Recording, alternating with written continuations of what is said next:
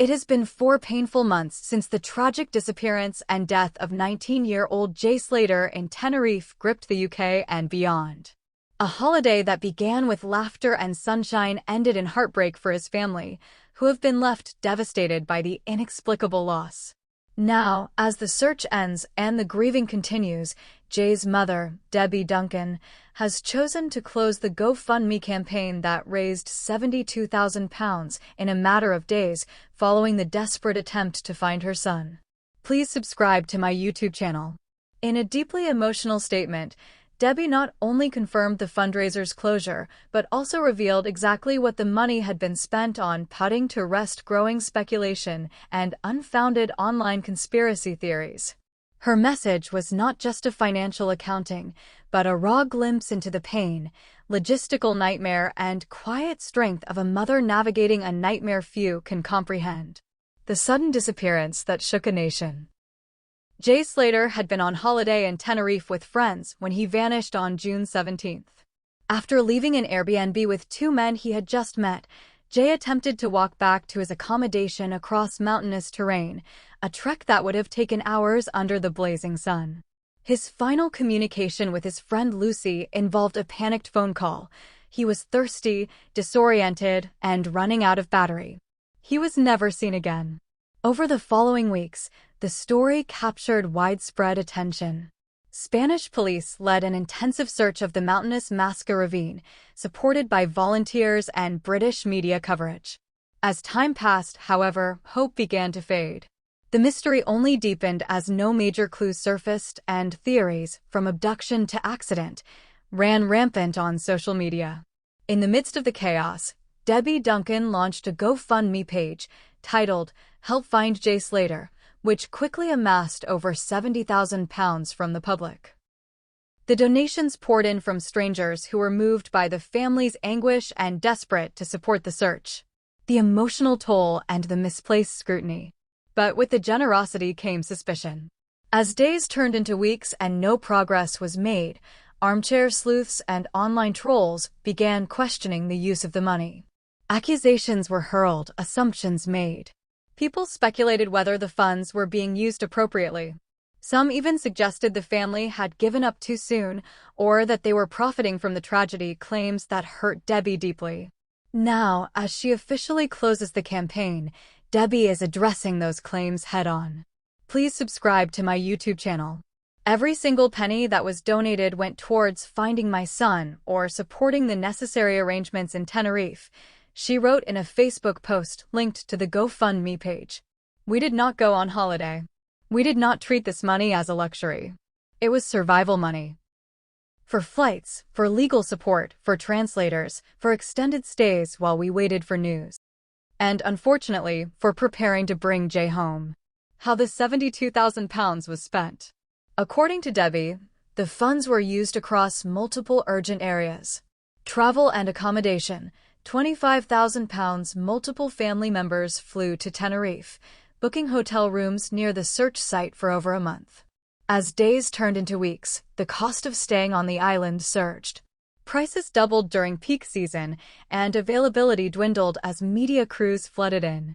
Legal assistance and translators, £8,000. Debbie described needing both a private legal consultant and a translator to liaise with Spanish authorities, navigate local bureaucracy, and understand the unfolding investigation. You can't just go in there and demand answers. You need legal grounds, and those cost money, she wrote. Private investigators and drone searches, £12,000. The family hired a local private investigator and drone search company after public support for more independent probing. This included the rental of drone equipment capable of navigating the steep Masca ravine and nearby cliffs, technology that Spanish police initially declined to use. Media and communication support, £2,500. Keeping Jay's story in the public eye was key. The family hired a small UK-based PR team to handle media requests, issue official statements, and coordinate with major broadcasters. Please subscribe to my YouTube channel. Repatriation and memorial preparations, £10,000. Though Jay's body has not yet been recovered, A symbolic memorial service was held in Manchester, and funds were used for funeral planning, legal paperwork for repatriation, and private transport of personal items. Remaining funds and charitable donation, £14,500. Debbie has committed the remaining funds to be split between two causes, a local missing persons charity and a youth mental health fund. Jay had his struggles, like many teens, and I want his memory to help others, she said. The world will move on. But we won't. The post wasn't just an explanation. It was a cry from a grieving mother who's had to endure unimaginable scrutiny. Debbie shared how she barely slept in those first weeks, hoping for a miracle. How she watched helicopters scan the cliffs and prayed every time the phone rang. And how she had to maintain strength for her other children while drowning in grief. It's surreal to stand on a mountain where your child might have taken his last steps, she wrote. You're trying to be logical, to think like an investigator. But all your heart wants is to scream, "Where is he?" She also addressed critics directly, to those who doubted, who mocked, who accused us of enjoying the attention. You've never walked in my shoes. You've never searched a ravine for your child. You've never flown home with an empty seat beside you. Public reaction, support, and closure. In the hours following her post, messages of love flooded in. You don't owe anyone an explanation, one supporter wrote. Another added, you did everything a mom could do and more. We donated because we believed in your love for your son. Please subscribe to my YouTube channel. The GoFundMe page itself now features a closing note. This fundraiser is now closed. Thank you to every kind-hearted soul who stood with us in our darkest hour. Jay will never be forgotten. GoFundMe also released a statement confirming that all funds were properly processed and that Debbie Duncan was fully cooperative in their review process. What comes next for Debbie Duncan? Though the fundraiser is closed, Debbie's battle is far from over. She and the family continue to push for a more thorough investigation into the circumstances of Jay's disappearance. She has not ruled out hiring another private investigator, though she admits that hope of a breakthrough dims with time.